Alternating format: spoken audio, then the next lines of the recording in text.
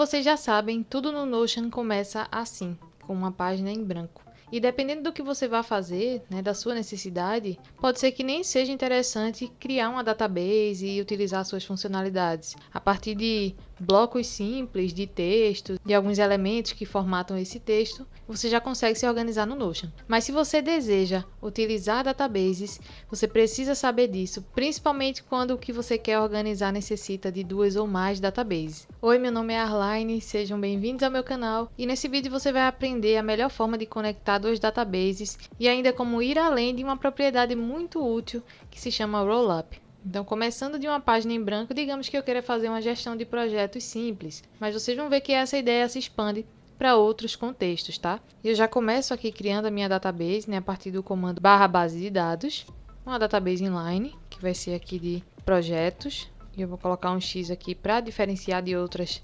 databases com esse título que eu tenho aqui, vou excluir a propriedade tags e vou criar também a minha base de dados de tarefas, também X. Então, com essa estrutura, a gente simplesmente vai poder aqui utilizar cada uma das páginas da database para criar um projeto, certo? E além disso, a gente vai poder relacionar tarefas, né, a esses projetos.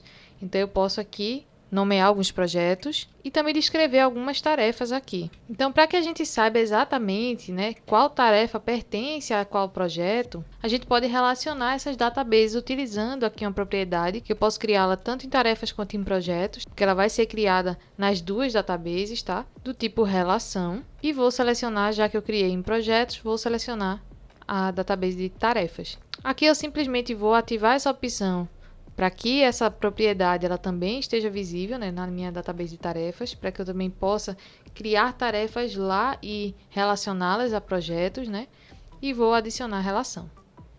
E aqui, por exemplo, digamos que todas essas tarefas são aqui relacionadas ao projeto A. Aqui eu já consigo visualizar, né, essas tarefas. Então, o ponto 1 desse vídeo seria entender como essa relação funciona, como estabelecer, na verdade, essa relação de modo que faça sentido. Então, se a gente tem apenas 2 databases, né, a gente só precisa configurar uma propriedade e a gente consegue ter essa relação bem estabelecida. E se eu tiver, por exemplo, uma outra database de reuniões, por exemplo, que estão atreladas aos projetos, eu vou simplesmente precisar criar uma relação e vou selecionar a database de reuniões. E aí a database de tarefas ela não vai entrar nessa relação, né? Então, em projetos eu vou ter tanto as tarefas quanto as reuniões relacionadas a ele. Então, de forma básica seria isso. E para que a gente possa fazer esse acompanhamento, né, das tarefas, algumas propriedades interessantes podem ser, por exemplo, a data e também uma checkbox para a gente identificar o status dessa tarefa, né? Para a gente poder marcar, dar check quando a gente realizá-la. Então, eu vou até aumentar aqui a largura da página. E ao atribuir algumas datas, eu posso também aqui marcar, né, algumas dessas tarefas como concluídas. Então, vai ficar dessa forma aqui. E geralmente a intenção que a gente tem quando a gente faz essa relação, né, de tarefas e projetos é não só visualizá-las, né, com maior facilidade e estabelecer essa relação, mas também de acompanhar o progresso desse projeto com base na conclusão dessas tarefas relacionadas. E aí, para isso, a gente vai utilizar uma propriedade que se chama Rollup. Essa propriedade ela tem até um ícone bem sugestivo de uma lupa, né, que permite que a gente possa, através de uma relação, acessar dados, informações de propriedades específicas de uma outra database. E a relação que a gente estabeleceu aqui foi da database de projetos com a de tarefas. Então, eu vou selecionar essa relação e vou agora escolher de qual propriedade eu quero acessar a informação. E eu quero justamente acessar a informação do status, porque eu quero calcular algo muito específico, que é a porcentagem de caixas de seleção marcadas, ou seja, de tarefas concluídas. Se eu simplesmente deixar mostrar original, ele mostra todas as caixas de seleção das tarefas relacionadas. Eu vou deixar aqui a opção porcentagem marcada. E aí a gente pode ativar essa barra de progresso, né? E consegue visualizar aí esse status, né, de conclusão. E eu posso aqui, por exemplo, intitular progresso, né? Então, a gente tem aqui essa contagem sendo feita. No entanto, uma coisa que eu gosto de fazer, né, e que em alguns casos pode ser mais interessante do que criar mais de uma database, é de aproveitar uma database ao máximo e criar diferentes elementos nela. Uma coisa que eu tenho feito esse ano, na minha organização pessoal é organizar tanto as tarefas quanto as reuniões em uma mesma database. Então, eu simplesmente criei uma propriedade aqui do tipo seleção para identificar o tipo, né, dessa tarefa. Então, se é tarefa ou se é reunião. E aqui todas são tarefas.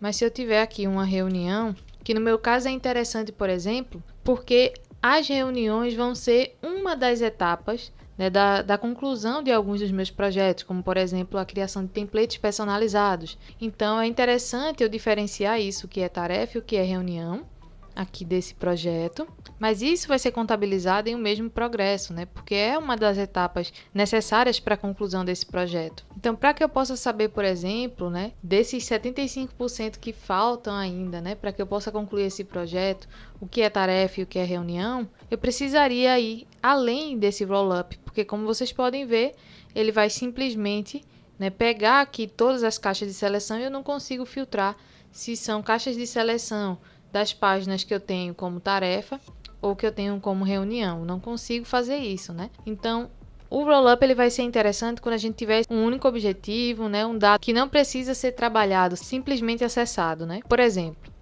eu vou criar agora uma propriedade do tipo fórmula que vai justamente permitir que eu acesse essa informação de tarefas e de reuniões.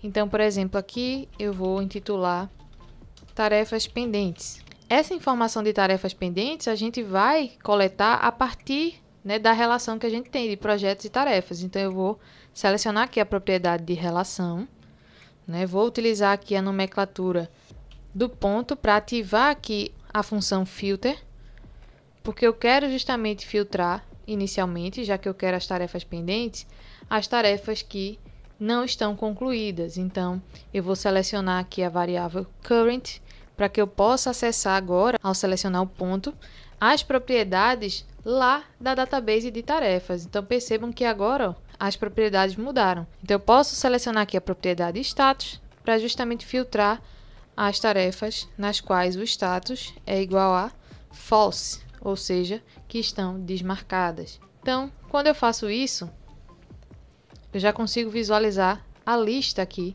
de tarefas que ainda não foram concluídas. Inclusive, aqui a gente tem uma reunião. Então, eu vou adicionar aqui uma nova informação, utilizando aqui end. Vou selecionar novamente a variável para selecionar a propriedade tipo e dizer que eu quero que, além dessa tarefa estar desmarcada, ela precisa estar com a tag aqui tarefa, para eu saber que é realmente uma tarefa, né? Então, igual tarefa. Como é um texto, vou deixar aqui entre aspas. E agora a gente tem simplesmente as tarefas pendentes. E o que é interessante para mim é a quantidade, né? Então, eu vou utilizar aqui a função length no final. E ela vai me dar a quantidade. Então, eu tenho aqui 2 tarefas pendentes. E eu posso ainda adicionar um texto a tudo isso, né? Então, vou colocar aqui entre aspas, tarefas pendentes. E vou concatenar essas informações utilizando aqui o mais. E aí eu consigo ter essa descrição. Vejam as camadas de filtro que eu utilizei para ir além da informação que o rollup já me dá, né? Então, além disso, eu posso também criar algo semelhante para as reuniões. Então, eu vou até duplicar essa propriedade e vou colocar aqui, reuniões pendentes. E agora, eu vou alterar aqui esse texto, reuniões pendentes, a mesma relação de tarefas, né? O status ainda false, e aqui o tipo vai ser reunião. Pronto. Então, aqui eu posso, por exemplo, alterar essa visualização para que ela seja do tipo galeria, ocultar o título e o conteúdo, né? E posso deixar aqui como propriedades visíveis o progresso e ainda as tarefas pendentes e as reuniões pendentes. Então, eu tenho uma descrição maior, né, daquilo que eu quero visualizar, sem precisar acessar a database de tarefas, né? Eu já tenho aqui um resumo que vai me dar esse status. Esses projetos aqui, não tem nenhuma informação atreladas a eles. Então, eu posso deixar assim, né, com esse texto zerado, Ou eu posso também estabelecer aqui uma condição para que quando essa propriedade aqui de tarefas, né, estiver vazia, esse texto também fique vazio. Então, ó, eu vou dar um Ctrl V para que eu possa aqui utilizar um if. Já vou abrir e fechar o parêntese. E aqui eu vou dizer justamente que se essa propriedade tarefa estiver vazia, então vou utilizar aqui o ponto para ativar a função empty. Eu quero que ele retorne simplesmente espaço vazio. Caso contrário, ele vai fazer tudo aquilo que eu já tinha definido. Dei um Ctrl V e pronto. E agora a gente tem aqui, ó, o status de tarefas pendentes vazios. Mesma coisa eu vou fazer para as reuniões. If, abre e fecha parênteses, entro nele e seleciono aqui a propriedade tarefas, ativo a função empty, defino aqui que não quero que retorne nada e, caso contrário, vai me retornar o que eu já tinha definido.